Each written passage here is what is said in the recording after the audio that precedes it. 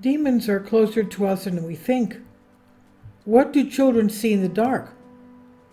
Now, my spiritual father and the priest that we have here in the little shanty town of St. Sozan tells me that children, because of their innocence and their blank slate of a soul, can see entities that we as grown-ups can't see, whether they're angels or demonic entities. Now here, in most cases, the study of demons is purely theoretical, since practical study threatens at least schizophrenia, but most likely complete submission to demons and death, and after all, the purpose of the demon is to destroy a person, and even more desirable and more sophisticated in order to pervert his soul. Demons do exist, and they are not mythical creatures. For more than 2,000 years, their existence is recognized, and at some point many people encounter demons and have had some semblance of communication with them, or rather listen to their lies and mockery. Demons play with a person like a cat plays with a mouse. Their nature is misanthropic, that means their hatred for mankind, and behind them is only fear and horror, of which they are a part. In ordinary life, a person does not see or hear demons. Well, that's not true. You can, especially if you're after a holy confession. My sister-in-law heard them after her confession, but she heard them not in her head, but outside of her.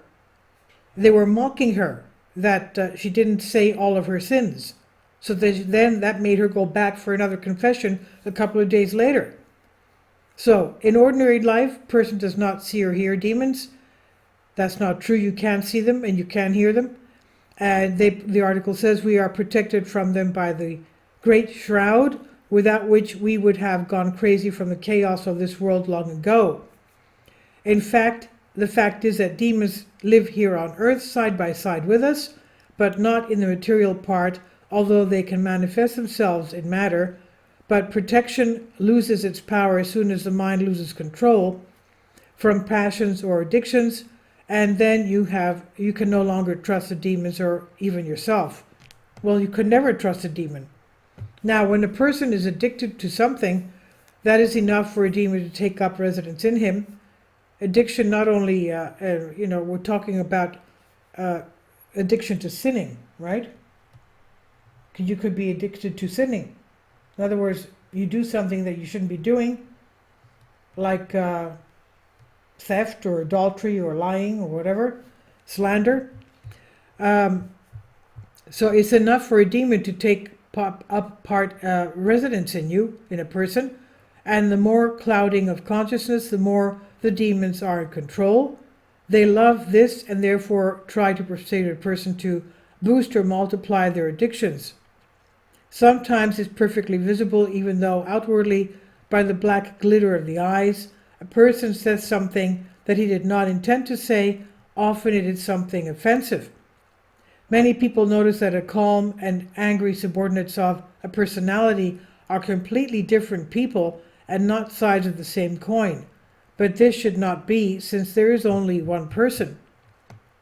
While the mind of a person is in an eclipse, a demon is attached to it. Sometimes you may notice that those with exaggerated passions are very perspicuous and feel a person, well, this is not demonic ability.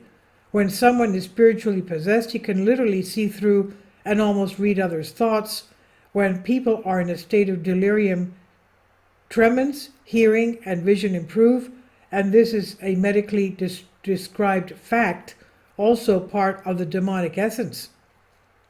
So people are not fools, and no one likes the delusional because they feel that they are talking not quite with the person himself, but with a demon or a gang of demons in that person.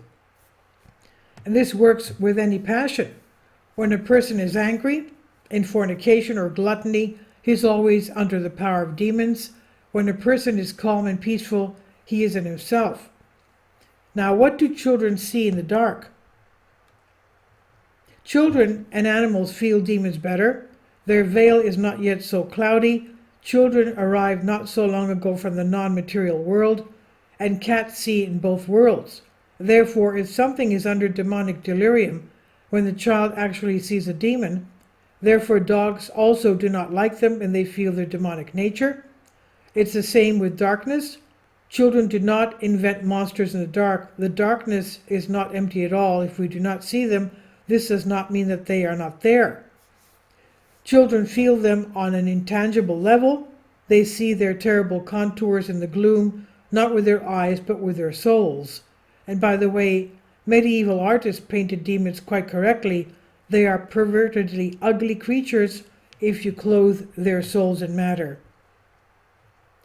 You'll also see them if you weaken your consciousness, open the gate for them, and in a state of delirium, severe stress, or in gone array, altered state of consciousness.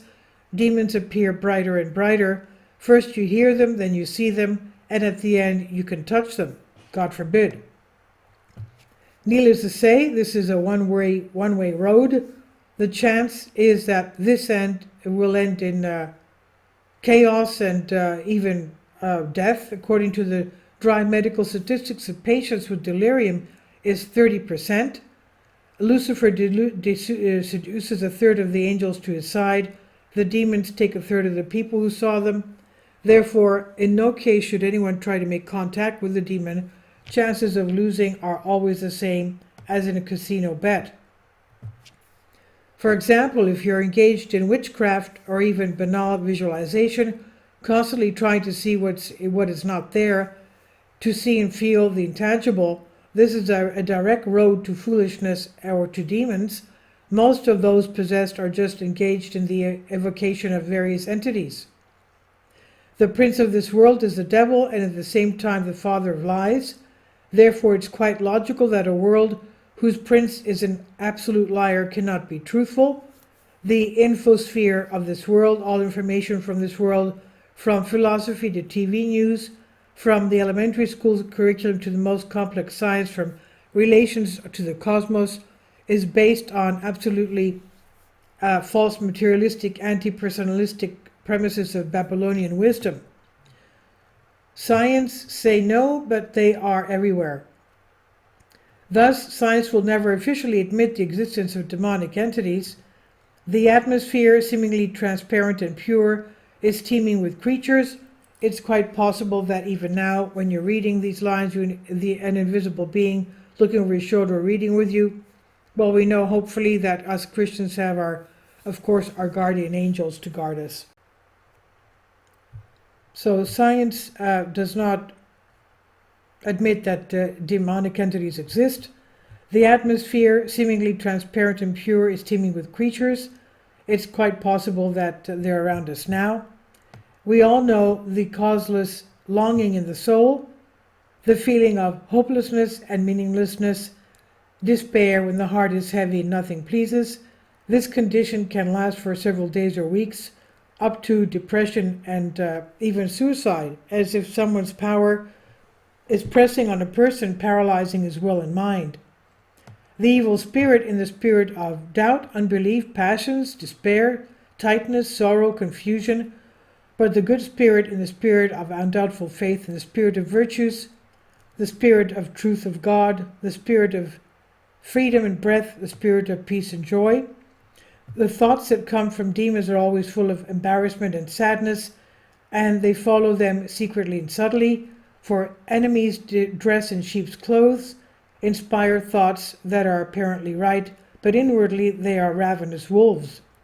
The light that comes from demons turns into darkness later on. This is by Soul Ask. I would advise people to go, obviously, for Holy Confession and Holy Eucharist as, of course, are weapons against the evil ones. Please leave your comments, and thank you for your support. And this is from an article on Soul Ask. Thank you. Kindly support my Patreon account. The daily posts are 5 videos daily, and they are totally different from what I have on my YouTube channel. Thank you so much for your support and that you find all my content so interesting. You'll find the Patreon account details in the description box below.